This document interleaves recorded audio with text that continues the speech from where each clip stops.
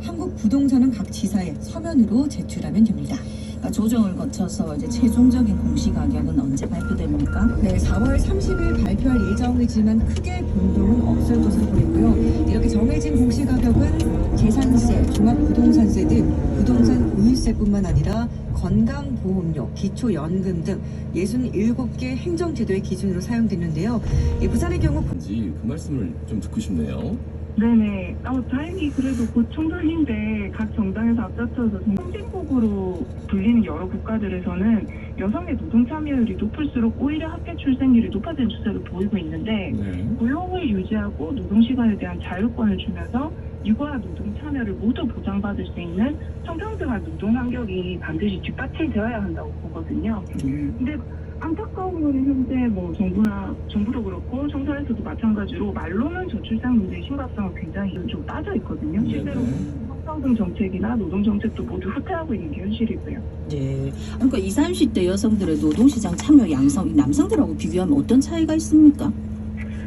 사실 노동시장 참여가 여성이나 남성 연령에 상관없이 모두에게 힘든 상황인 것 같잖아요. 네.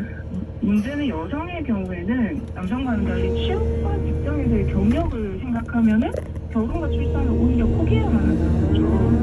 과거에는 모든 세대들에게 직업은 너무나 당연한 거, 그리고 일종의 포기할 수 없는 거.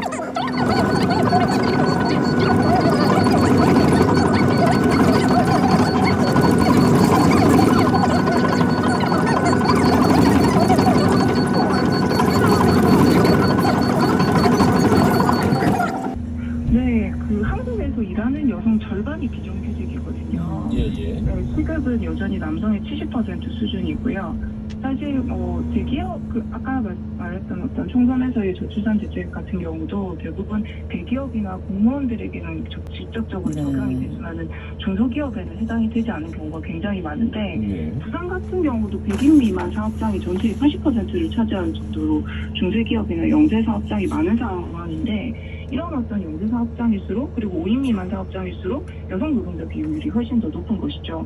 그럼 사실상 출산과 관련한 정책들에 대한 수혜를 제대로 받지 못하는 거고요. 그런 상황에서 저출생이 지속되면서 예를 들면 유치원이 문을 닫고 학교가 문을 닫는다고 한다면 거기서 사라지는 일자리도 대부분 여성들의 일자리인 거거든요. 그래서 안정적인 일자리를 유지하지 못하면서 결국 다시 또 출산을 감히 결심하지 못하게 되는 그런 악순환에 빠져버리는 거라고 봅니다. 예, 참 여러 가지 지적을 해주셨는데 일단 지금 이제 총선 기간이라서 성평등 관련해가지고 한국 여성 국회의원 비율이 좀 여전히 낮은 편이지요? 네, 그렇죠. 사실 현재 국회에서 여성 의원 비율이 19% 정도 수준인데 4년 전인 2014년에는 17%였거든요. 그러니까 4년마다 겨우 2%씩 증가하고 있는데 이게 OECD 국가 38개 중에서는 34위라 가지고 거의 바닥 수준이라고 보면 되거든요. 근데 이마저도 거의 비례 후보들이 절반 이상이고요. 주요 정당에서 여성 후보에 대한 공천 비율 자체가 10%대니까 이게 너무 뻔하게 예상 가능한 결과인 거죠.